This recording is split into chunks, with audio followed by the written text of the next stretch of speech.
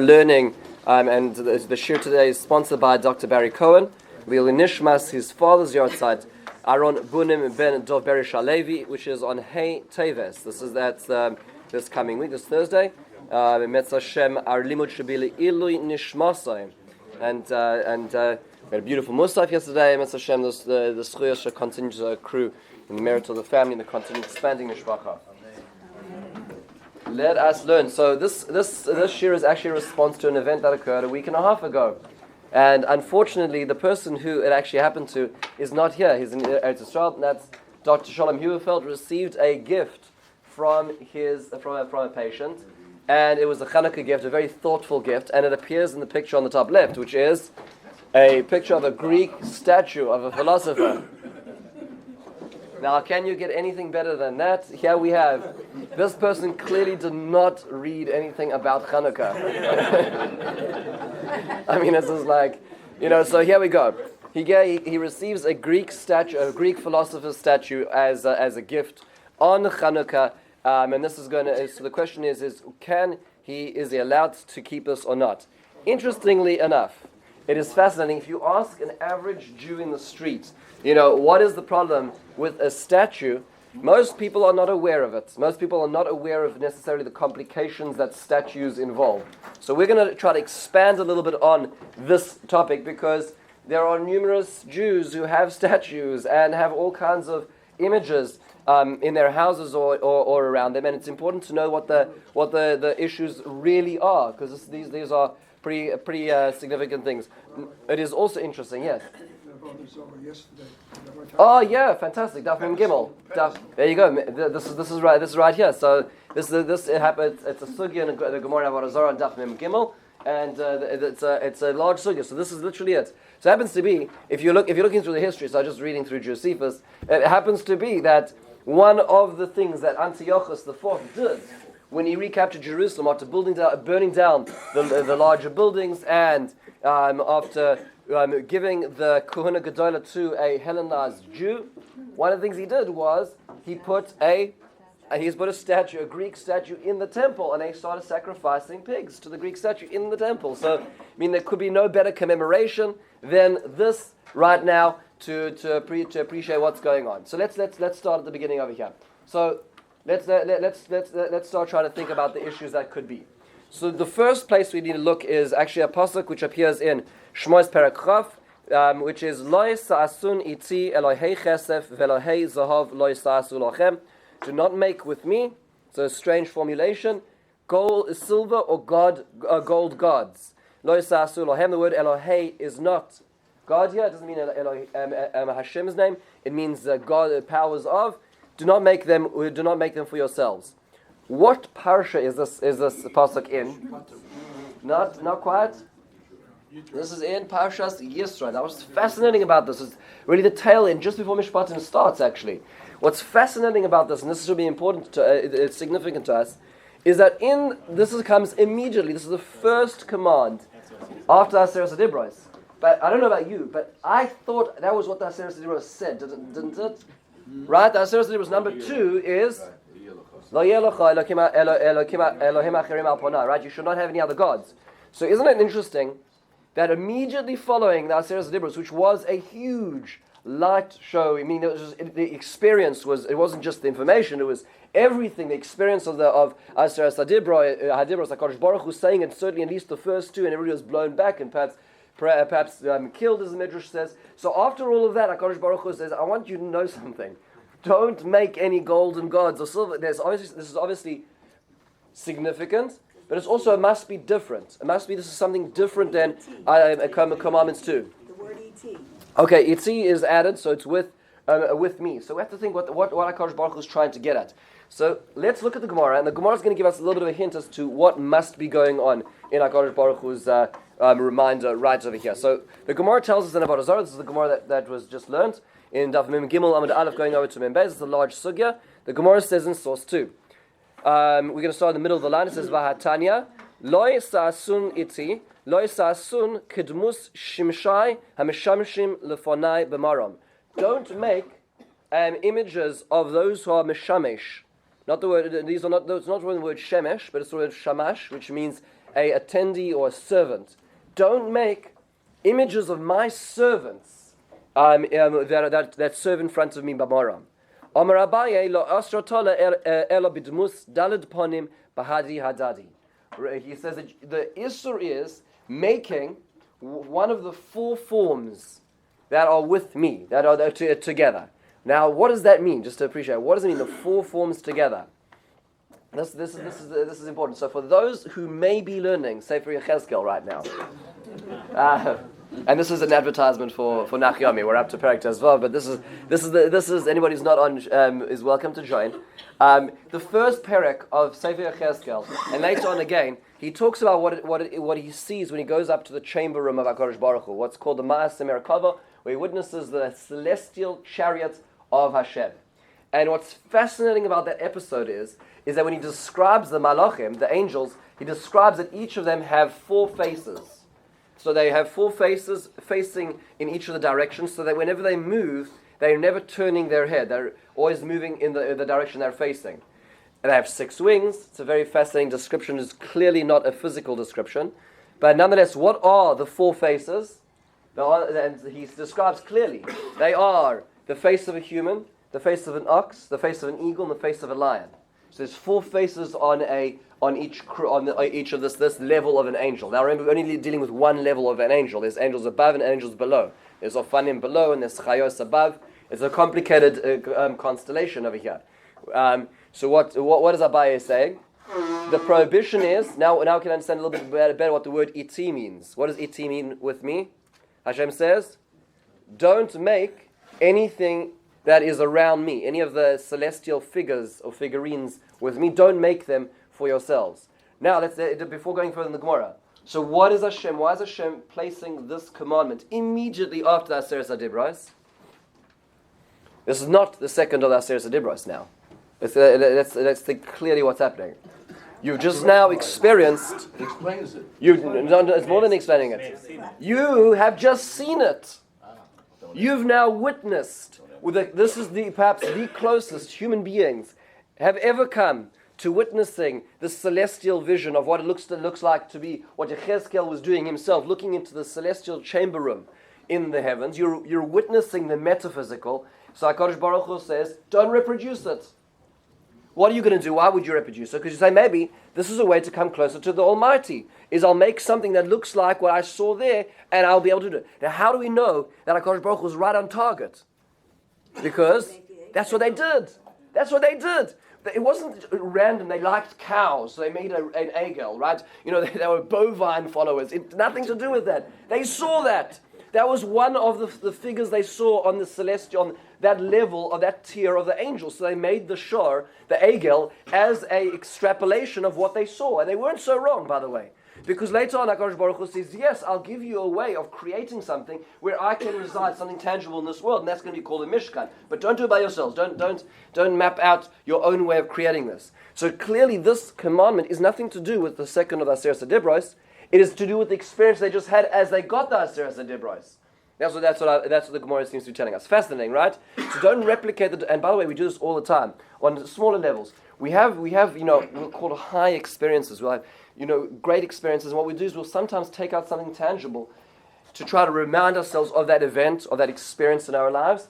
And sometimes we'll do it effectively, and sometimes less effectively. Sometimes we'll walk out with a inconsequential detail, and that'll become our experience.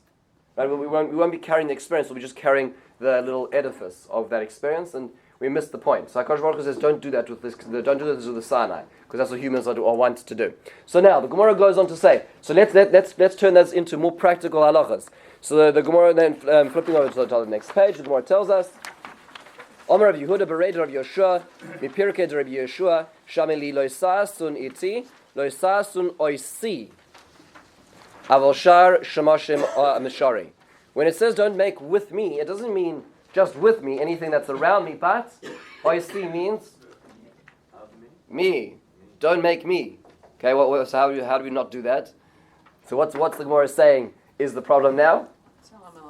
So we should not make anything which, so to speak, looks like Hashem. Well, the only thing we know which looks like Hashem, or has a tselem which is like Elokim, is a human being. Okay, so the closest we can get is now obviously Tzelem Elokim means more than simply the facial features and whatever else is the high forehead or whatever it is that Hakadosh Baruch Hu is metaphysical, is beyond the physical, but nonetheless in the physical form we know that a human being was created by Tzelem Elokim. So Rav Yehuda is telling us that one of the Isurim included over here is not just a four-faceted figure, but even just the human figure, trying to represent some sort of aspect of the gods. If you think of HaKadosh Baruch Hu, if you think about it, when you look at all the Greek gods, it's interesting. A lot of them are like these. It's basically like a soap opera up there, like all these gods fighting with each other. But so many of them are like all really human forms, and they have the same problems as humans. They have all their kinds of issues with each other, and the powers of chaos above them, and the humans below them.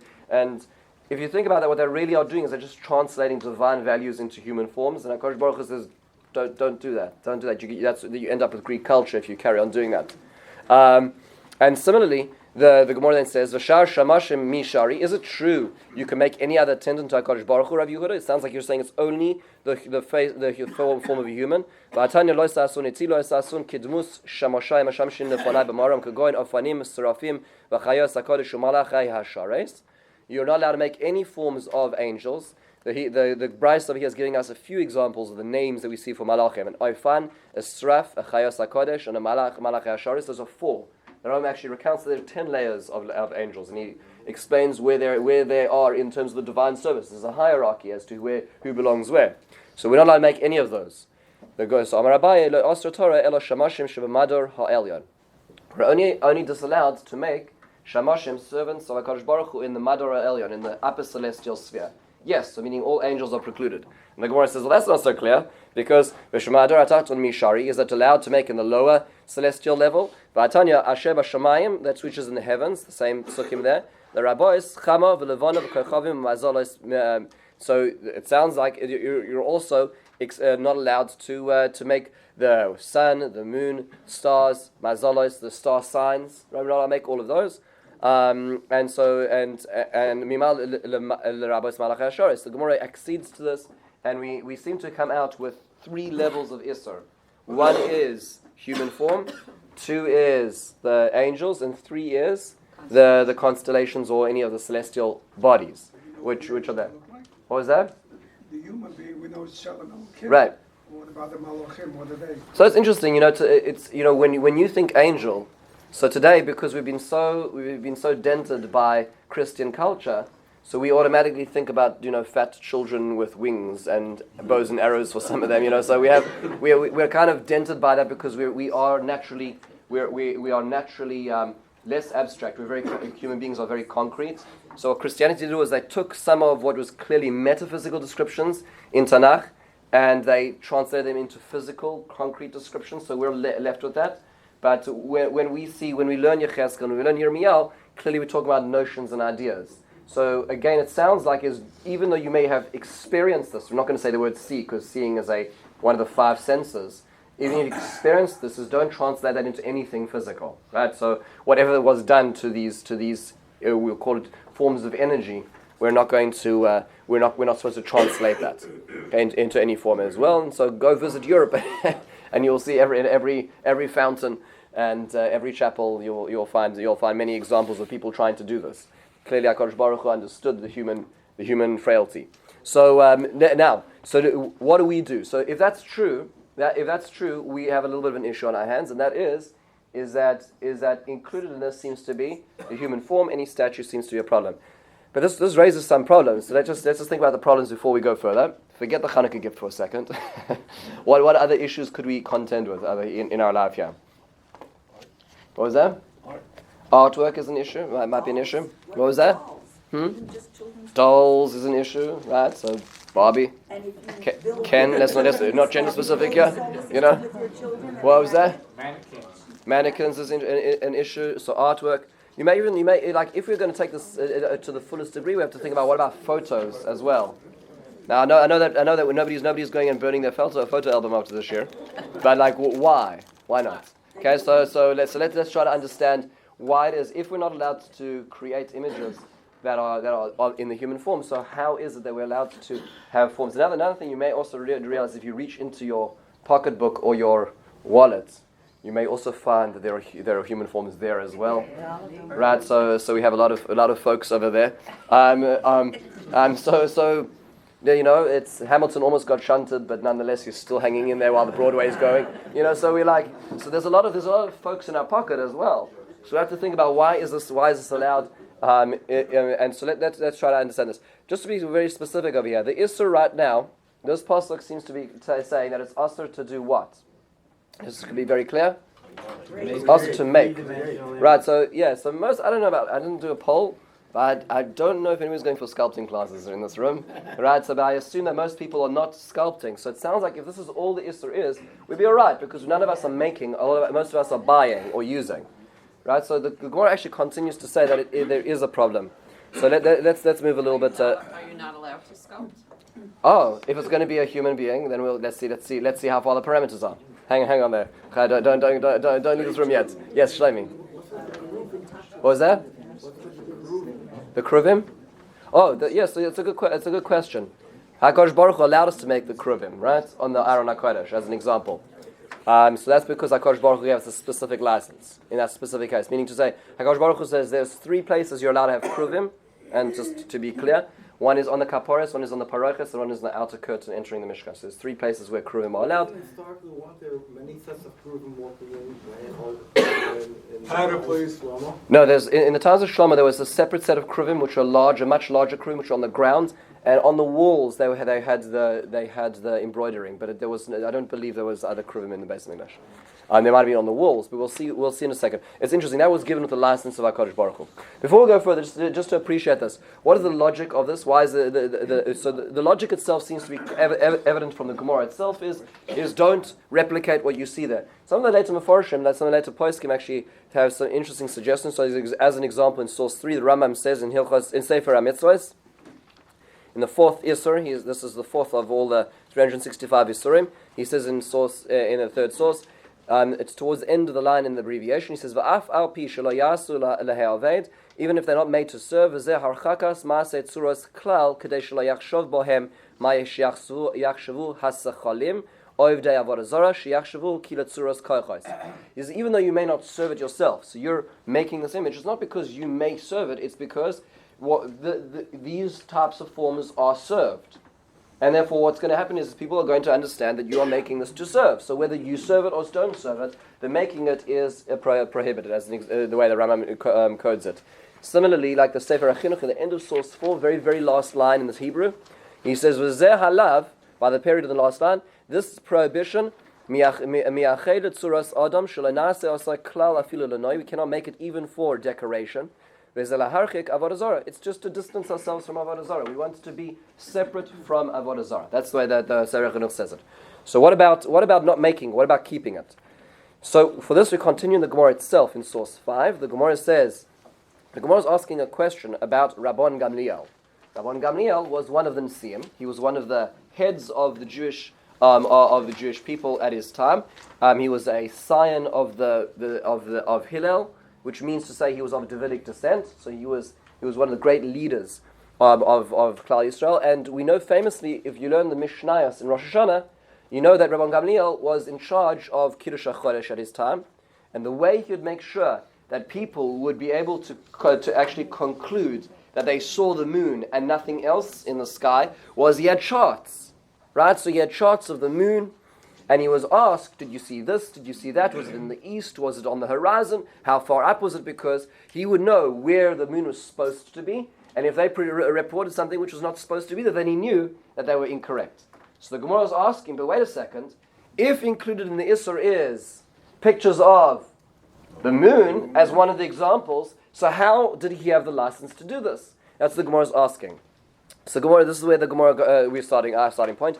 Va'asiya gereidasa mishari is making it allowed. Va'atanya lo sasun itzi lo sasun kidmus shamosha meshamshin lefana b'marim kagoin chama v'levana v'kachavim v'mazalos. You cannot make the charts. My goodness, how could Rav Trump even put a chart of moons on the next page? Hang on. Okay, so Shama Rabban Gamliel da'acheru asulai. Rabban Gamliel bought it in the marketplace. He ordered it on Amazon. He had nothing to do with him. He never made it. No problem. That's what the Gemara says. Vaha Rav Yehuda da'acherim asulai. We know that Rabbi Yehuda had something which he owned, but he did not make. Of Amalei Shmuel Rabbi Yehuda Shinana Sami Einai Didan Dedain. So and his Rebbe Shmuel said to him, "Sharp one, destroy one of its eyes." Okay, so what do you see? You see, even if you ordered it and you didn't buy it, there is an Isser. And by the way, what's the resolution he suggests is take out an eye of it, right? Now, which is interesting. So you see over here from the Gemara that there is an Isser not just making, but even owning, right? What's called in halacha shehiyah, right? Having it in your possession, keeping it in your possession as well is an Isser, right? A lot of women have changed pictures of Oh, great. Yeah, so we're going to hang on. Yeah, so before anybody does anything, let's carry on for a second. Yeah, so you're not allowed to have it even if you're not making it. That's what the Gemara concludes. And this is la halacha. And the Gemara says, no, you know what the difference is? Hasam b'chois boilate mishum chashta. When it sticks out, when it's three-dimensional, that's when there's an isser of isser. What's the isser? Chashta. What does that mean? It's a type of maris ayin, chashad. It's similar to maris ayin, where people are going to suspect that either you made it or you serve it. Right? There's a problem that might exist over here. Right? However, Detanya tabas. Let's say you have a ring. Shechois my boilet, that its imprint sticks out, so it exudes from the actual ring. Asur la'anicha, you cannot wear it. Umutar lachton boy, but you can use it to stamp. Why? Let's think about that for a second. You can't own it because it's a three-dimensional figure, but I can sign with it because what happens when I sign with it? I imprint into the wax, right? So now I'm imprinting, so it's not sticking out. However, let's say you have a signet ring, which is the imprint is in, it goes into it, it's concave into it. Shakeya, then mutar la'nicha, you can keep it because it doesn't stick out. But asur la'chalachton, but you can't use it to sign because when I'm signing, I'm forming in the wax a figure of whatever the face is or whatever the picture is. Interesting, right? So this is the Gemara says. So a few extra factors are added in from this Gemara here. Let's see. Number one is that there's an issue to keep it. That's the most one. That's the aspect which is most nagea to us. The Gemara says the reason for that is chashada, right? The concern of suspicion of why it is that I have it. Did I make it? Am I serving it? Whatever else may be the concern with that. We also see a few other things. We see that Rishmuel suggested a resolution which was blinding it or taking out an eye, and we also see an interesting idea of 3 dimensions. Right, and 3 dimensions, interesting, sounds like if the 3 dimensions are sticking out, not if they're sticking in. That's what we see from here. Steve, yeah? Is this just of a human being? At this point, we're talking about it's interesting. The question was asked about a chart of moons, and the answer we're talking about is in terms of human beings. So it's the Gemara seems to interchange. You're going to see there's a difference between the two of them in a second. Yeah? How about a holograph? Great question, not sure. Not sure. It's a great question, because they're being used today in the most extreme and intricate fashions. Let's take it a little further, folks, before we get lost. It's not permanent. Here we go. So what do we do la halacha? So the first thing we should be aware of is la halacha. It is also to keep anything which let's say you have a form which is prohibited. If it is prohibited, you can't make it, but you also can't keep it. So it doesn't help you that somebody else manufactured it for you. What was that? The Gemara doesn't seem you can't keep it because you can use it as a stand. So you can keep it and use it, but you can't wear it. The Gemara specifically. Oh yeah, you're right. La nicha.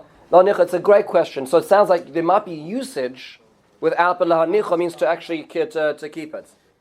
Right? La nicha means to wear it or to keep it. It is accepted la halacha. The money in those days, the coins, they all stuck out. Sure. All the coins, and even today, if you look at the coins, the face protrudes a little bit, right? So if you take a look, let's just go back. La halacha today. What is the halacha? Shulchan Aruch tells us. Let's go straight for halacha. Source 8 in Yoreh De'ah. The reason why we don't get to this is because the halacha is not found in Orach Chaim. Most people know Orach Chaim, right? Hilchos Shabbos, Hilchos Tefillah, all those important things, but we never get to Yoreh De'ah. Yoreh De'ah is where a lot of the aspects of our regular day-to-day life are found, and so the Shulchan Aruch tells us in Source 8. Asur l'tzayer tzuros shebamadur shchina kagon daled panim b'hadi adadi. You can't do any of the 4 faces together. That's the angelic faces. V'chein tzuros serafim v'afanim u'malachei hashares, or any angels individually. V'chein tzuros adam levadoi. Even a human being alone without the other faces is asur. Kol elu asur asosam afilu heim l'noy v'im oiver rad. V'im oiver kachavim asan asur lahashoisan. And if a non-Jew made them, or an Ovid Kochavim made them, I'm not allowed to keep them. Pretty clear, right? We saw this from the Gemara. Hagar, this is the Ramah talking. Mihu, however, im motzei osam mutarim milvad b'chama ulevana shederach ha'ovid kochavim la'avdam or sheyesh shechach or sha'asam la'avdam. So if I find them, so in this case, if I know that people serve these in general, then I'm not allowed to keep them. She'az osur kechol atzlamim k'mosh nisbah b'reish siman. When is this? So here's the proviso. Beboletes, when it sticks out. When it is either submerged or it is two-dimensional.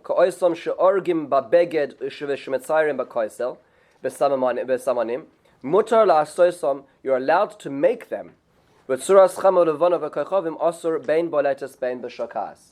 So when it comes to the human form, humans are allowed two-dimensional, but the sun and the moon are disallowed even on a two-dimensional scale. So that means that, therefore, when it comes to a picture of a human being, the picture of a human being is technically allowed, right?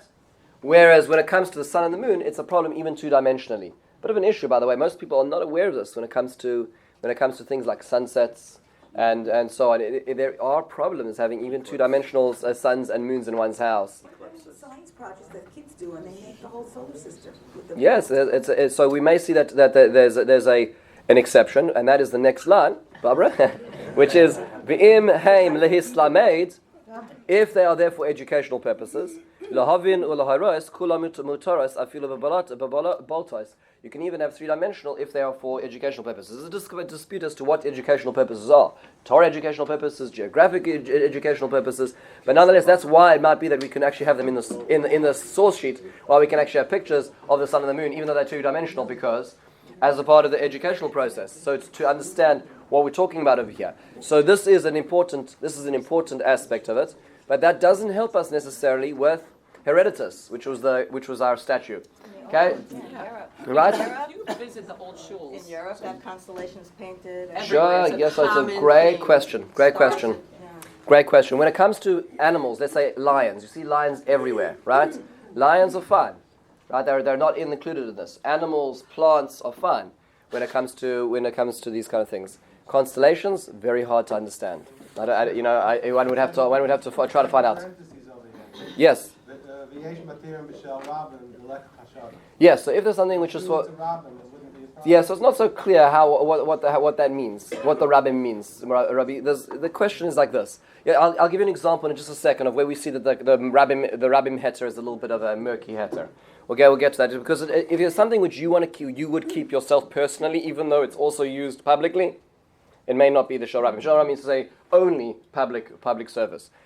Not so simple. So this is where we're at over here. At this point in time, we still don't. Our statue is still standing on the brink of distraction, and we don't know also at this point in time what to do about dolls necessarily, right? So we have to go continue a little bit. So the Shulchan Aruch says, actually, this is the previous seif. The Shulchan Aruch tells us in source 9. I'm just going to learn it just a little bit inside, just because to appreciate this. The Shulchan Aruch says, let's say you find a vessel and it has a picture on it of the sun or the moon. Dahainu. Tzuros hana'asim l'shem, those extra letters are just the footnotes which got enlarged. Dahainu tzuros hana'asim l'shem chama v'levana. They were made for the sake of the sun and the moon. Kamoish oisim ba'alei ha. What's that next word? Talisma'ot. Right? Talismans.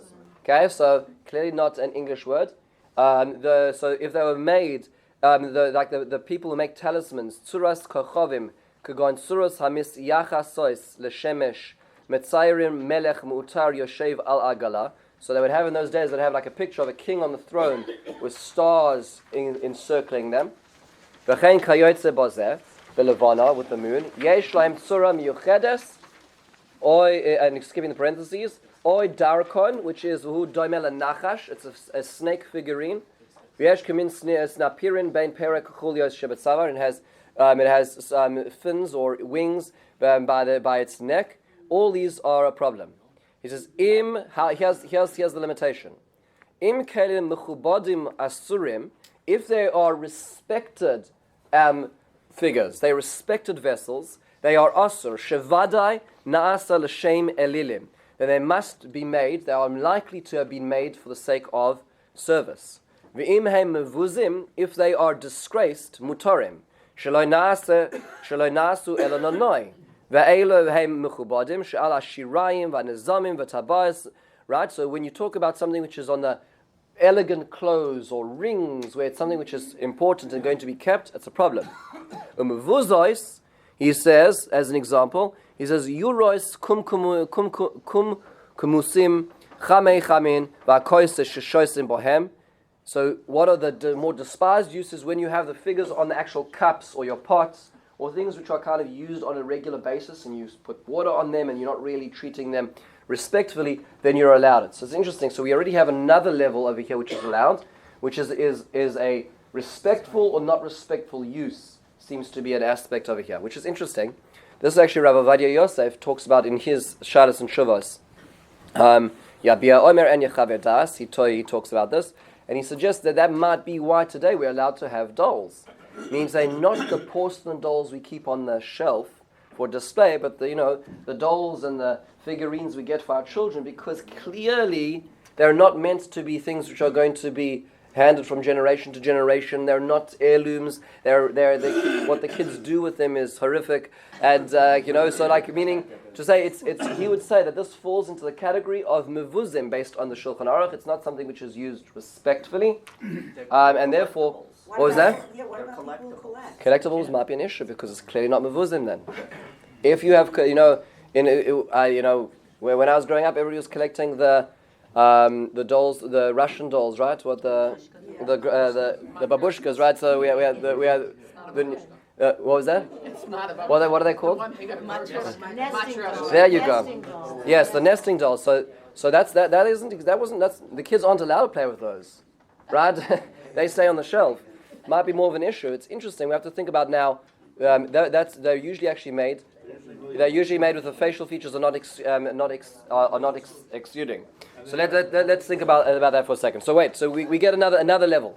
Another level is if it's got a disgraceful use, which may include, according to Rav Vadia Yosef, many dolls. By the way, this is a big problem because let's say dolls were an issur. Some of the poskim say dolls are a problem. Some of the poskim do say dolls are a problem. If your doll breaks, your child says my doll broke, and let's say there's maybe a heter to keep them, but if you fix the popped out leg, is that loy sa'asan, right? There's real issues if it's a problem, right? Just to appreciate this, these are shaylas which are asked. So the Shulchan Aruch gives us one other thing to think about, and that is, what about today? What about today? So today, most people, generally speaking, is not in vogue. Statistically speaking, it's not in vogue in the world to serve things like this, right? People aren't serving these kind of things. So what is the halacha today? So Shulchan Aruch, it's a little murky if you take a look at this. Let's go back into the Shulchan Aruch that we're learning, which is in the source line towards the middle. We're the last one in the line is bistam. I'm sorry, it's a larger section. I should have put numbers of the lines. It says the last word is bistam, and it says v'chol zeh. It's actually a misprint. V'chol zeh bistam. All this is in regular case. That's in the case where we don't know if these are served or not. So I'm buying this figure, this statue, and I don't know if it was served.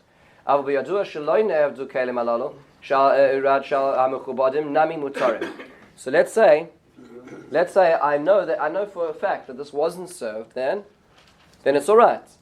If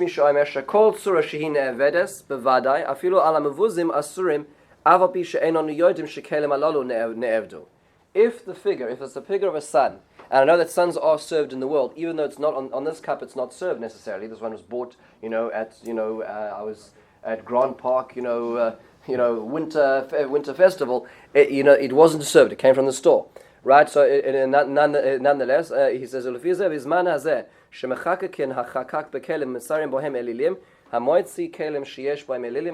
the second opinion says, no, as long as there are people in the world who serve such forms, even though this particular form on my cup, this particular form on my necklace is not, it may not have been, but nonetheless, because people serve this, it's a problem. How do paskin? So the Ramah first off starts off by saying, okay, so maybe we can go like the first opinion, which is more mekel.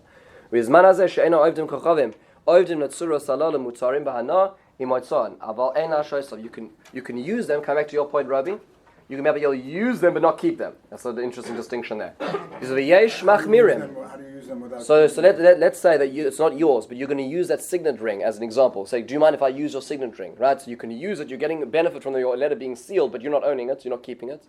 So yesh machmirim b'chol hatzuros aniskaras afilu b'zman hazeh avagav deyadinan delay palchu be'ebehu. So the Ramos says that today we're concerned, even though there aren't necessarily people who are serving Avodah Zarah in our immediate environments, but nonetheless we are machmir for this. There are interesting examples of this where, here's an example there, there's a tshuva which was sent to Rav Moshe Feinstein about after the assassination of Kennedy. So there was a question is can you commission a statue made of the past president? When you're making a statue, you're commissioning the making of a statue. So Rav Moshe says, the Isser exists even today, even though there's nobody's bowing down to this to Kennedy, but nonetheless there still is an Isser of Lo Yisa'asun, but that Isser doesn't apply to non-Jews. So therefore, even though I'm commissioning them, they have an Isser to serve, they don't have an Isser not to make. I have the Isser not to make as well as not serve, but I'm allowed to technically speak to them and allowed to commission a non-Jewish artisan to create that. Then Rav Moshe just says at the end, is like, just think what you're spending your money on. Like, what are you investing in? As an example. Yes, Barbara. What about art books that have the pictures of the Christian figures in it? Good question. Good question. It's a good question. Serve, does it like visit? I mean, okay, you're going to visit the, National Memorial, and there's Jeff, whatever. I'm not down to that's not, no. Service means deification, actually, really. Service, giving some sort of sacrifice, and there are lots of people who do today. If you go look in the libraries today about, I think it's called Wiccan. There's a lot of interesting things developing in today's society. Sort of like we're going back into paganism in some quarters of our country, and certainly across Europe. But none of the people do this. But in the JFK, that's not going to be that's not the concern. So what he's saying is that they don't have the Isser. The non-Jews don't have the Isser to create it. They have an Isser to serve it. But if I'm commissioning them to create it, it's not a problem because it's not an Isser for them. It's not an Isser for me. Hang on, if it's all right, I just want to get a few more points out here because we haven't get to some of the important details. The Shulchan Aruch says we actually haven't described what is the Geder, what is the definition of a human form. Like what part of the human being are we not allowed to create for this to be a problem in the first place? Because this is very much part of the deal. So the Shulchan Aruch actually says, quoting the Rosh, Yesh Misha Omer in source 11, Yesh Misha Omer Sheloi Asru Betzuras Adam V'Darkoin Elo Davka Betzura Shleima B'Chol Evoreha. So the opinion is that you can only make it if it's a fully formed human being with all the limbs. Avatzuras Rosh or Guf Beloy Rosh, let's say all you have is the head, or the body without the head, Ein Ba Shum Isur Loi B'Moitza'oi V'Loi Ba'oisei, then you have no constant, there's no Isur. So at this point in time, we're like, we should be fine, right? But not quite. By the way, just coming back to Herodotus, on the starting page, you'll notice, by the way, that if you go back to the gift that was given, you certainly have the picture of the face, but he's missing his right arm. Right? There might have been an accident, but no, it looks like the way this bust, this figurine was made, was only sort of the sort of chest downwards, so it has the left arm and it has the chest. We don't seem to have too much of the full length of the feet either. So maybe, according to this definition of the Shulchan Aruch, we should be all right. The Shulchan Aruch actually is not the last word on the page. So there is what's called a Pischei Tshuva, which is really a remarkable commentary on the Shulchan Aruch. It's found on every page in the printed Shulchan Aruchs today. What he does is he collects the later responsa of the rabbinic decisors of the generations post the Shulchan Aruch about these issues, and he puts them all together and he summarizes them on the page. So let's say you want to say, what are the questions which were being dealt with in the 200 years post Shulchan Aruch on this topic? You'll look in the Pischei Tshuva. So he quotes a discussion which is brought in the name of Rav Yaakov Emden in the 1700s, and here's how he brings this fascinating discussion. Source 12. Shaloi Asru, Ayin b'she'elas yavetz. This is Rav Yaakov Emden. Chelek Aleph Siman Kuf Ayin. So it's in the first volume in Responsa 170. Al Ma'aseh Shahayaba. Where is that? Amsterdam. Good. So this was in Amsterdam. Be'ez sheniskabel harav Moreinu v'Rabbeinu Elazar Zal La'av based in Sham. So when Rav Elazar was accepted as the Av Basin of Amsterdam, Amad Ish Echad Voitzi Monitin Shaloi Ba'olam. So they took his form in the world. Dahainu shehid pis matbea kesef idmus tzurasai, ve'atavnis harosh alach ad hechazeh im partzu ponim shalem bolet. So upon his ascendancy to the Av Beis Din hood, they printed a figure of him on a silver coin from chest upwards. So I was curious, who could this be? So I looked around, and it turns out we know exactly who this is. This is, if you take a look at the next page, this is Rabbi Elazar Rokeach, who is known as Elazar ben Shmuel, who is the author of the Ma'aser Rokeach. We heard the Sefer Ma'aser Rokeach. He was a chief rabbi of Amsterdam, born in Krakow in 1665, died in Sfat in the land of Israel in 1742. Upon the completion of his studies, he became a Dayan of Krakow. In 1708, he accepted the rabbinate of Rakow in Poland. So that was later on. So it's interesting, you can actually see the silver minted coin. It's extant, it exists.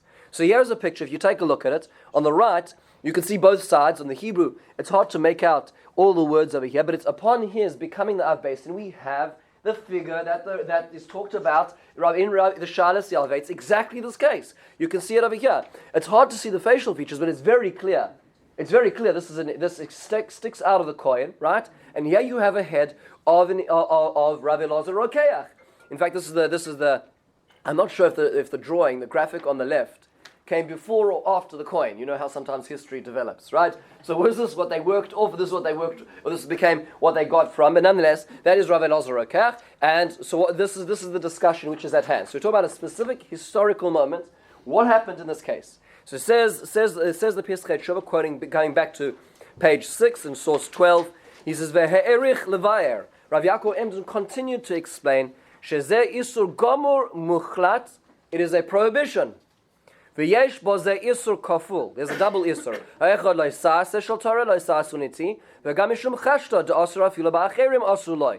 There's two isurim. There's making and there's keeping. You can't have either. V'time of the rabbim lo yishayach hacham. Rabbi, coming back to your point.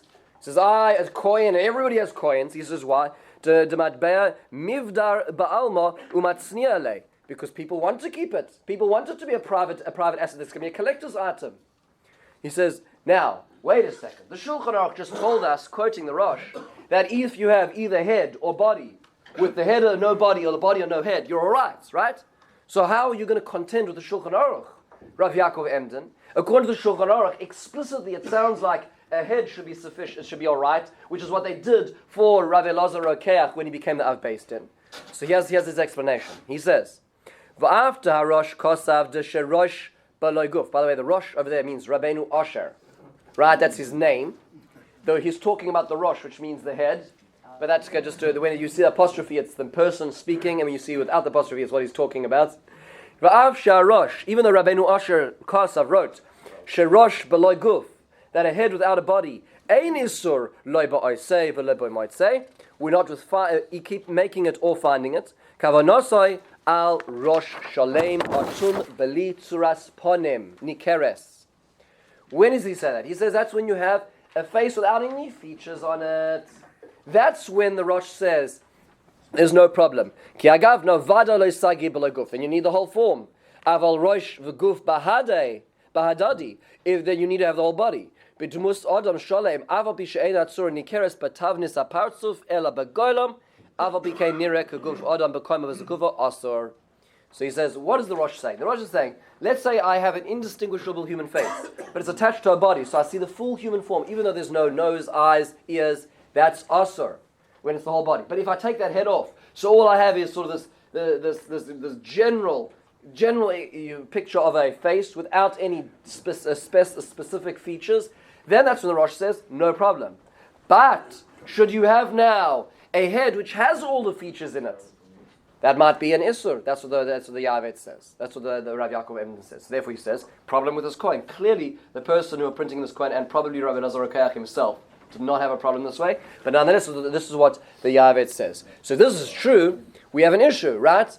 Because our statue that we're dealing with over here may not have the full body. It doesn't have one arm, certainly, but it certainly has a fully featured face. That's the concern we have. So what is the halacha about this? Do we paskin this Rav Yaakov Emden in the Pesach Shuvah la halacha? By the way, this happens on every page of the Shulchan Aruch. The Shulchan Aruch will paskin something, and then you'll have later Achronim who say, not so clear, maybe l'kula or l'chumra. It's not so easy in the halachic process to know what's going on. So for this, you don't have a Mishnah Berurah, by the way, on this part of halacha, because the Mishnah Berurah only commented on Orach Chaim, only commented on the ritual aspect of Judaism, which is one of the 4 sections of halacha. For this, we look at people who do comment on this, which is, for instance, the Chochmas Adam. The Chochmas Adam is Rav Danzig. He wrote. We're more familiar with the other book he wrote, which is the Chaye Adam. Rav Danzig was one of the great halachic decisors in the late 1800s, and he writes in the Chochmas Adam, he writes on Yerodea, which is this section of Shulchan Aruch. So in this he talks about this, and he says, interesting enough, I did not manage to put this into our sources, but he says that it is, most Achronim disagree with the Yavetz, they disagree with Rav Yaakov Emden's concern. In the case of, remember he had 2 chumras. His one chumrah was if you have a face with features but no body, it's a problem. And he also has a problem that let's say you have a full body, but there's no facial features, or just a general human form, like a gingerbread man, as an example. Okay, you may have a problem just because it's the full form. So most people disregard the second chumrah. Most people disregard the second chumrah of Rav Yaakov Emden. So if you have a full golam without facial features, no problem. But because it's b'shel Torah, this is an isur d'oraisa. So we should be concerned about the face. So the Chochmas Adam actually paskins the one chumrah of Rav Yaakov Emden, which is a face with features without a body is a problem, which is fascinating, which gives us a halachic concern in numerous cases. There's numerous examples where we don't seem to have this issue. So, for instance, the faces on coins seems to be something which everybody agrees to. Maybe that's because it's special rabbim; they're not collector's items. What was that? Maybe the ones that might be an issue, but it's not so simple. What was that? Some old coins might be an issue according to this. But this is what he says. He said one should be machmir. Now, if this is true, so I reached out to Rav Shechter on Friday. I just asked Rav Hershel Shechter what the concern is. Interesting. He has an interesting perspective. So he says the following. And there's 2 isurim, right? The one is not to make, another isur is not to keep, not to possess. So he suggested that when it comes to the isur today of not possessing, what was the concern? The concern was, the Gemara said chashada. What is the chashad? That the concern, the suspicion that people could have about owning a form. There's 2 concerns. One is that I may worship it, but it could be that I also made it myself. I could have made it myself. And there's an issue to make something even if I'm not serving it. Right? So Rav Shechter says today, the concern that I am going to worship it doesn't exist because of simply the society we're in. There's no concern that I, owning this, there's a kind of chashada that I'm going to serve it. But the concern that I made it does exist. So in any case where there is a potential concern that a person could have made it themselves, then the concern of shehiyah exists. So, where would this not exist? So he gave an example. He said that when Rav Belkin, of blessed memory, passed away, somebody commissioned an artisan to make a sculpture of Rav Belkin for Yeshiva University. They obviously did not do a lot of research in this topic, and there was a concern: why you even keep that statue, right, of Rav Belkin? Because there's an isur shehiyah, there's an isur to keep a form, a figurine. So Rav Shechter felt in that case that actually it was no problem, and the reason is because the artist very clearly wrote on it his name, right? So he wrote his name across it, which means there's no isur of the avodah zarah for the keeping it, and there's no isur that why you could have made it because the name is on it. But let's say it's not as clear as to who made it.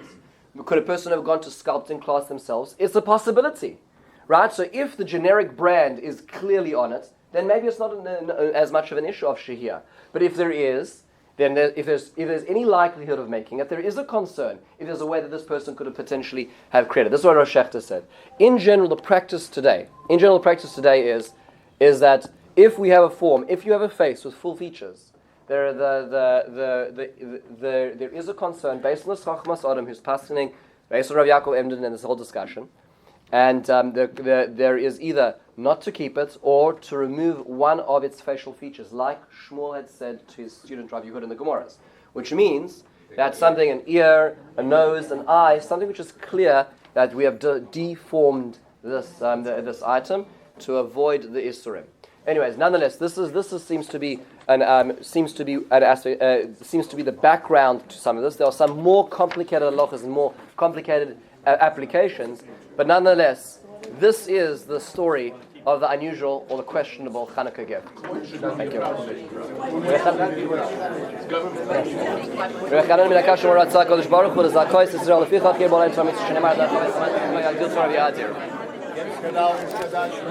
Amen.